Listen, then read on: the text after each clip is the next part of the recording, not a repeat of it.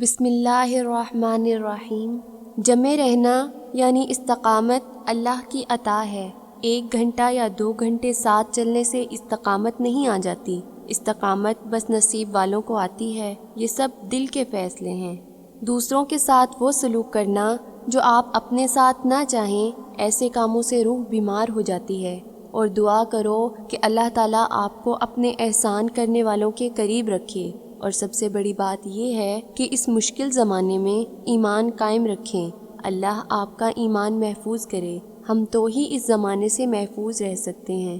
ہماری نیت تو اس زمانے میں بہت مشکل ہے، جس طرح کے حالات جا رہے ہیں۔ یا اللہ، ہمارے ایمانوں کو تو ہی محفوظ کر اور غریبی کے باوجود ہمیں راضی رکھ۔ ہماری حفاظت تو آپ ہی کر سکتے ہیں، ہم اپنی کیا حفاظت کریں گے؟ تو ہماری حفاظت کر، مہربانی فرما۔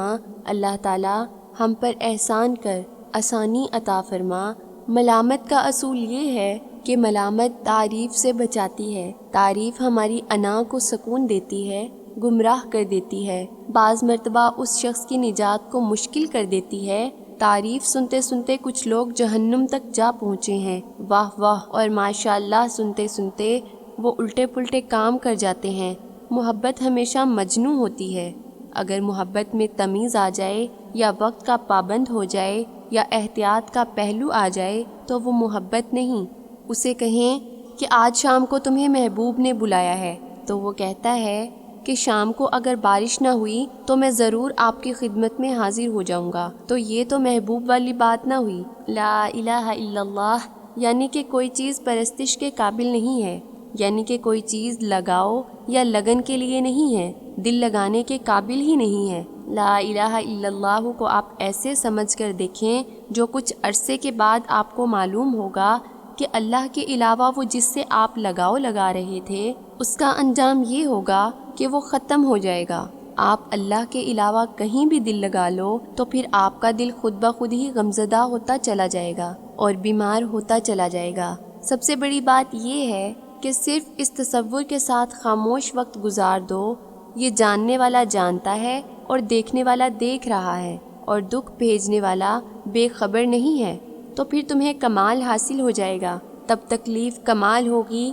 اور ایسے بھی ہوتا ہے کہ بڑی بڑی محنتیں برباد ہو جایا کرتی ہیں۔ دعا کرو کہ اللہ ہمیں اس بڑھیا کے نصیب سے بچائے جس نے محنت سے سود کاٹا اور پھر سب الجھا دیا، اور دعا کرو کہ یا رب العالمین ہماری محنتیں ضائع نہ ہوں، ورنہ بڑے بڑے لوگوں کی محنتیں ضائع ہو گئیں۔ جب تک آپ اپنے باپ کو یاد کرو گے وہ نہیں مرے گا۔ آپ کے والدین تو ویسے بھی نہیں مر سکتے، کیونکہ اس میں ایک بڑا راز یہ ہے کہ وہ مرتے وقت تک زندگی اپنے خون کی شکل میں آپ کو دے جاتے ہیں۔ جب تک آپ زندہ ہیں آپ کے والدین زندہ ہیں، گویا کہ زندگی جب تک جاری ہے وہ پچھلا بندہ نہیں مرتا، کیونکہ اب وہ خون کی شکل میں ہے، باپ کی شکل میں ہے یا علم کی شکل میں ہے۔ ہر چیز کا علاج ہے، اور بہترین علاج تو یہ ہے کہ دعا کرو، دعا سے بلا ٹل جاتی ہے، جادو کا توڑ شروع ہو جاتا ہے اور نیک عمل شروع ہو جاتا ہے۔ وہ روح جو راستے سے نجات پاتے پاتے اپنی پرواز میں کامیاب ہو جائے، وہ روح امر ہو جاتی ہے۔ روح جو ہے وہ یہاں رہنا نہیں چاہتی، یہ دور سے آنے والی چیز ہے اور یہ دور واپس جانا چاہتی ہے۔ کچھ عرصے کے بعد سب ہونا انہونا ہو جاتا ہے، اور پھر آپ نے زندگی اپنی ذات کے ساتھ گزارنی ہے، اپنی ذات کی تنہائی کے ساتھ گزارنی ہے۔ آپ کی تنہائی ہی آپ کے کام کی چیز ہے۔ آپ اس بات کو سمجھ لیں، جس آدمی کے دل میں اور زبان پر محبت سے حضور صلی اللہ علیہ وسلم کا نام آیا، اس کے لیے دوزخ کی آگ نہیں ہے۔ تو جس دل میں حضور پاک صلی اللہ علیہ وسلم کی محبت ہے، اس کے لیے دوزخ کہاں؟ وہاں دوزخ کی بات ہی نہیں ہے۔ آپ بس شور نہ مچایا کرو، دوسروں کو تکلیف نہ دیا کرو، غرور نہ کیا کرو۔ آپ کے پاس جو مال ہے اسے غریبوں کے ساتھ تعاون کیا کرو، تو مسئلہ حل ہو جائے گا۔ خالق کی تلاش میں بعض مرتبہ دنیا سے بھاگ جانے کی خواہش ہے۔ دنیا سے گھبرا کر وحشت زدہ ہو کر انسان خالق کا قرب تلاش کرتا ہے۔ جو لوگ تلاش کے پاک سفر میں دل لے کر نکلتے ہیں، وہ حقیقت کو دلبری کے انداز میں پاتے ہیں۔ انہیں کائنات کا ہر ذرہ ایک تڑپتا ہوا دل محسوس ہوتا ہے۔ آپ کی وابستگی جب اتنی منتشر ہے، بکھری ہوئی ہے، تو آپ کا ایمان کیسے قائم رہے گا؟